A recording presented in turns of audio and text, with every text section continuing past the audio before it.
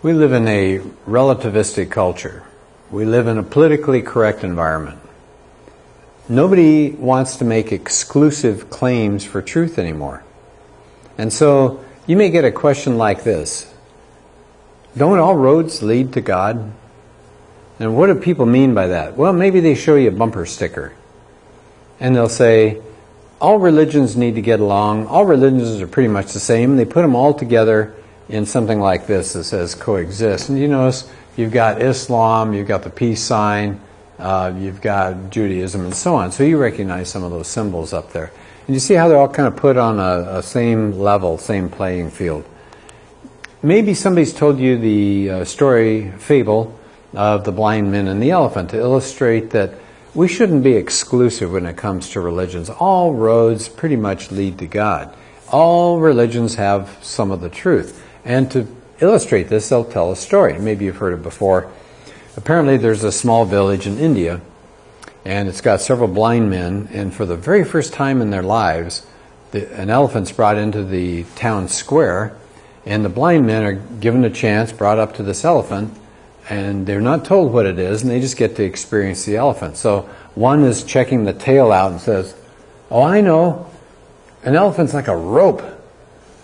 But you got another guy that's grabbing the leg, and he's going, no, no, no, I can feel it. This is like a pillar. This thing is huge and strong. Another man is grabbing the side. He's saying, what's wrong with you two? The elephant is like a wall.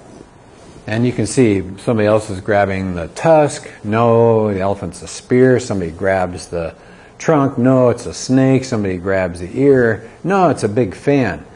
And they're arguing and going back and forth, and finally the town higher up, Raja or somebody, comes out and says, hey, what are you yelling about? And they tell him, oh, everybody's wrong here. I'm the only one that has the truth. And they said, oh, come on, come on. You all have a piece of the truth. You're describing the same being, but you're just seeing different portions of it. Well, can you see the message there? These blind men are religious people. Maybe one is a Baptist, maybe one is a Catholic, maybe one is a Jew, maybe one is a Hindu, another one is a Muslim, and they're all arguing with each other. This is the way God is. This is the way God is. And yet, if we could only see, we would recognize it's the same God. We're just approaching Him and seeing Him slightly differently. Or, there's this other picture that people come up with. They'll say, well, look, can you see this road snaking its way up to the top, to this building up here? You can't see it, but there's another road on the other side, and there's a road down there that works its way up, and there's one around here that comes up. And if you were driving on that road, you couldn't see the other roads. And you'd say, this must be the only way to reach this beautiful, whatever it is, chalet, this beautiful monastery, whatever. This must be the only road to get there. I'm so glad I'm on this right road. And you get to the top, and what do you find out? People are coming from all these other roads, and they thought theirs was the only path, driving their car. Do you hear the message again? Excuse me. So the idea is, we're all driving and we can't see anybody else. We kind of have limited vision because we're down low on this road, and we're all going to end up at God. God will be the final point. And if we could just get in a helicopter and look down, we could see these different roads as they headed up there. So we have an incomplete picture. So these are the stories that we're told. The blind man and the elephant and the roads leading up to God. And the idea is they're all sharing pretty much the same truth. They disagree on some things, but we're all going to get to their final destination, which is God. Well, there are huge problems. Here's the first problem. Remember the illustration about the blind man and the elephant? The Raja comes out and he has sight. But none of those people who are feeling the elephant have sight. Now, if we're the blind people, how did the Raja get sight? The person comes up to you and says, well, it's the story of the blind man and the elephant. That makes that person that's telling you, that makes that person have sight, but you don't. How did that person get sight and we're blind? Does that sound a little bit arrogant? I can see things more clearly than you can. How about that story of the roads leading up to God? Somebody is in the helicopter looking down and says, oh, you poor people, you're so smug and you're so isolated, you think you have the truth, but you each have a little bit of the truth and you're all going to end up at the same spot. Well, why is this person in the helicopter and we're not? We're on the ground driving our car. Who put this person in God's eye view? Those are important questions, aren't they? Secondly, you can ask the person, okay, so you're telling me you think all religions are pretty much the same with some minor differences. Really? Do they only have minor differences? I think it's the other way around. Most religions have minor similarities. They have hugely different ways of approaching their core beliefs. So I'll give you an example. How about Jesus? So Jesus is honored in Islam, but he's not the Son of God. He didn't die on the cross. He didn't save us from our sins. Christians say he did die on the cross. He is the Son of God. He rose again. What do the Jews say? He was a prophet. He was not the Son of God. He was a sorcerer. He's not the Messiah. Well, those are three different views of Jesus. Who's right? Take Allah. Is Allah the same as the God of the Old Testament? No, absolutely not. Is he the same as a Hindu God? No, the Muslims don't believe he's the same as the Hindu gods. How about salvation? How are you saved if you're a Buddhist? You get rid of yourself. You get rid of pain and suffering. You stop thinking about that. You get rid of desires. And you follow the Eightfold Path. Christianity says, no, you don't lose yourself. You find yourself because of Jesus Christ. Somebody else has a different path. Somebody else has a separate path. They all have very different ways of looking at the world. How about sin? Is that handled differently in different groups? Yes. Some say sin is just you're not aware of things. You're not fully awake. Some say there's no such thing as sin.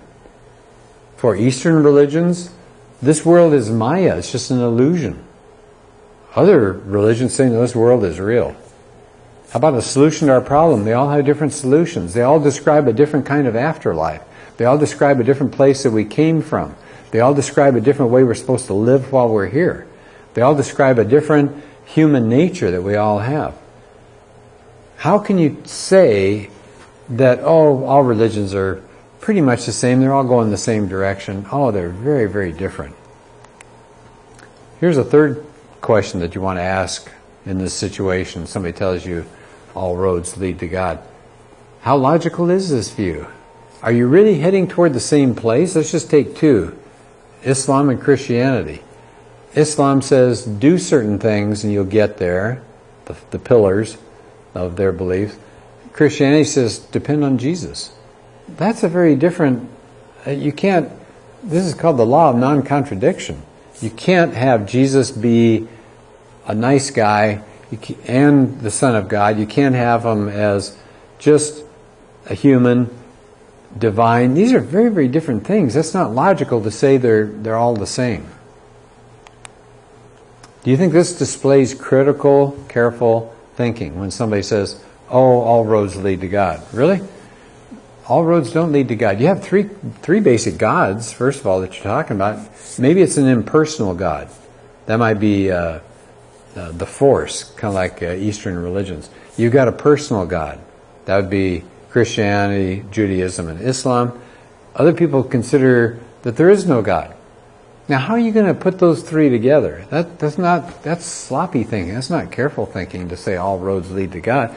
People have a different idea of God. Some say there is no God up there. You're on your road and you're not going to get to God at all. There is no God. How does all this work together and end up, we're all heading toward God? Now they've used two analogies. You know, analogy is making a comparison with something. So they're making two analogies there. One is that it's like the blind man and the elephant. They tell that story. The other is like this mountain road that you're heading up to reach God. So the question is, do all analogies work well? Some work a lot better than others. Not every analogy is very effective. Now Jesus told analogies in the form of parables. He said, the kingdom of heaven is like. And he would tell a parable, and they were very effective. Remember the story of the prodigal son? Kid goes out and blows all of his money from his father, comes back, his dad runs to him, embraces him despite the stupidity and the wastefulness of that son. That's a great picture of God. That's an analogy. God waits for us to come. The minute we step toward him, he's running to us. That's a nice analogy. Now, people have tried to do other analogies as they've gone through the Bible, less successfully. For example, maybe you've heard this. People try to figure out the Trinity. So they go, well, oh, I know. The Trinity is like water. Water can exist in 3 states, solid and liquid and gas. See, that's the Trinity. That's not the Trinity taught in the Bible. The Trinity in the Bible says God is 3 simultaneously. The water cannot be in 3 separate states simultaneously. So do you see they're trying to make an analogy, and it just falls flat at that point. So just be careful. The reason why I'm bringing this up is people throw you that analogy about the blind man. People throw you the analogy about working your way up to God. Those analogies don't necessarily work. Just because people make a comparison, you ought to stop and say, is that really a fair picture? So, conclusion, do all roads lead to God? Well, this view is arrogant. This view is extremely arrogant. I know the truth. None of you do. All you religious people who've spent years studying your faith, I know more about it than you do. It's not fair to religions either. It's not fair to religions at all. Why? Because religions say very different things. That's why there are different religions. They have different outlooks on God and different outlooks on Holy Scriptures and different outlooks about the human race.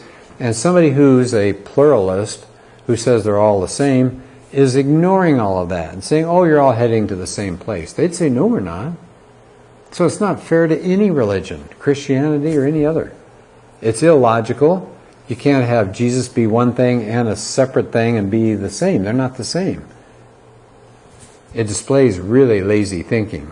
It's like, I don't want to learn about your religion. Too much trouble. I'm just going to claim that you're just like everybody else. And finally, they've got poor analogies. They just don't work particularly well. So, next time you hear this, do all roads lead to God? You can say, that's a poor analogy. Blind men and the elephant doesn't work. Who's that Raja? How did you get sight, but nobody else got sight? So there are ways to respond to this. These are not very effective, helpful ways to understand God.